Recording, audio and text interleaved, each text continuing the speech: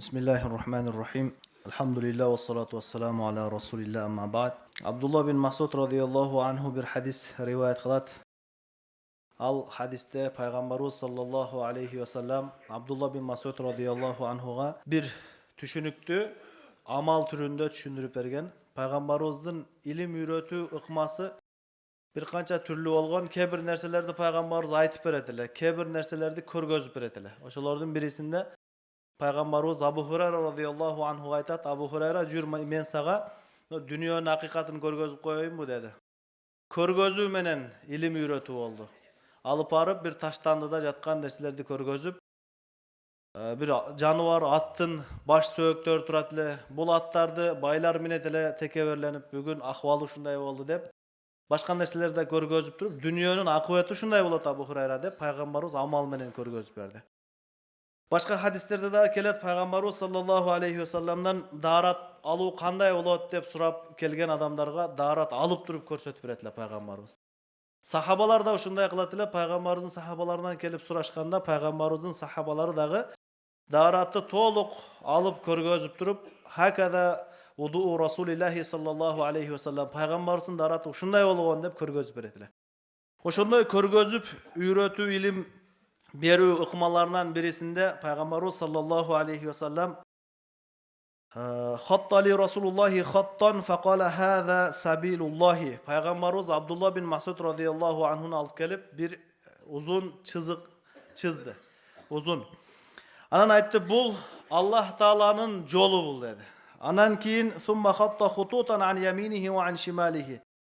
Anan oşol birinci çiğgen uzun sızıktın tegeregine oң jak sol jagına köp sızıktardı sızıp durup anan Peygamberimiz aytdı hadihi subulun ve ala kulli sabilin minha şeytanun. Bular dagı jol, bul dagı bagıt, birok bular Allah'ın jolu emas, bul şeytanın jolu. Allah'ın jolundan başka bardık jollarda şeytanlar özlerinin azgırıklarına adamları çakırıp duruşat dedi. Yad'u ileyhi thumma qara'a ve enne hâzâ sırâti mustaqiman fettabi'ûhu. Anan Allah Taala'nın Kur'an-ı Kerim'de düşürgen bir ayatın Peygamberimiz okup berdi. Muna bul menin tüz jolum, uşul joldu erçigile dedi.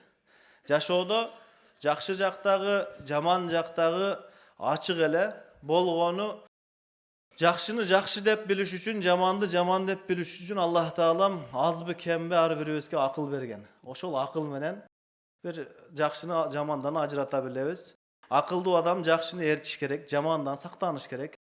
Jamanды bardık adamlar kılıp atsa dagı akılыңыз menen oşo jamandan toktonуш kerek. Emi bari kılıp atsa men ne kılayın dep oşo jamanga jabışı bolbaş kerek. Bul egerde bir adam bir iştin tuura emes ekendigin bilip durup tuura bul tuura emes jol birok dep durup oşoga erçip ketse Allah'ın aldığında dağı, eldin aldığında dağı özünün akılsız ekendigin açık dalil dep beret amal türünde bul adam. Sebebi akıldı degeni kim? Akıldı jakşı jaktı ergeçet, jakşı işti kılat, jaman işten tıyat özün, kılbayt. Oşol üçün adam balasına bul dünyada Allah Taalam adam atadan beri uşu күнгө чейин ömür dünyanın ömrü gelodat uşul күнгө чейин jakşılar bolgon, jamanlar bolgon. Jakşılardın dağı adatları var, jamanlardın dağı adatları var. Emi жаңыдан bir jamandık oylop табыш mümkün emes buyakta. Az bar. Buga чейин ele jamandıktardı kılıp koyuşkan, bizge чейинки jakşı adamlar jakşılıkты kılıp körgözgön, jamanlı adamlar jamanlıkты kılıp körgözgön.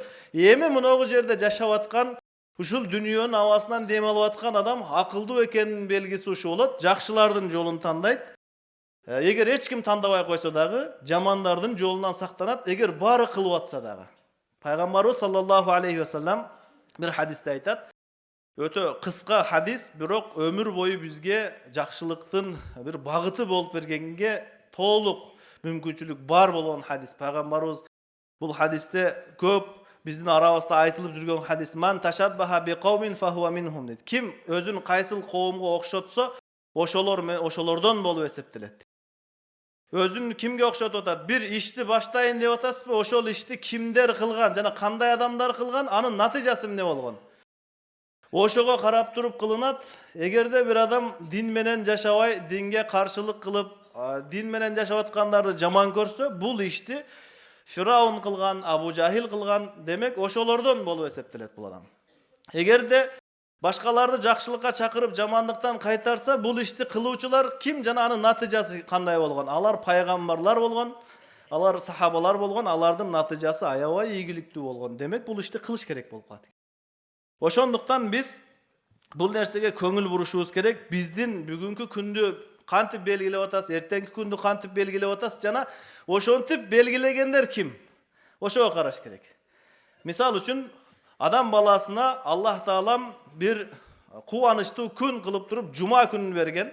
Ошол жума күн бул адамдын көңүлүнөн кандай орун табат? Жума күнү анан кандай кылып белгилейт? Аллах Таалам жума күндү бизге сыйлуу, урматтуу күн кылып, ал күнү бир вакыт белгилеп, ошол вакытта сенин дуаң дал келип калса, эмнени сурасаң беремин деген күн бар. Вакыт бар. Ошол вакытты уламалар түрдүү айтышкан. Анан айтылган эмес, моногу вакыт деп. Мисалы, эки хутбанын ортосу балким жума күнү асырдан кийин күн батканга чейинки аралыкпы белгисиз. Эмне үчүн ошол жума күнүнө пенде өзгөчө маани берсин? Ушул вакыт бекен деп Аллах Таалага болгон кайрылуусун үзгүлтүксүз улантып турсун деп.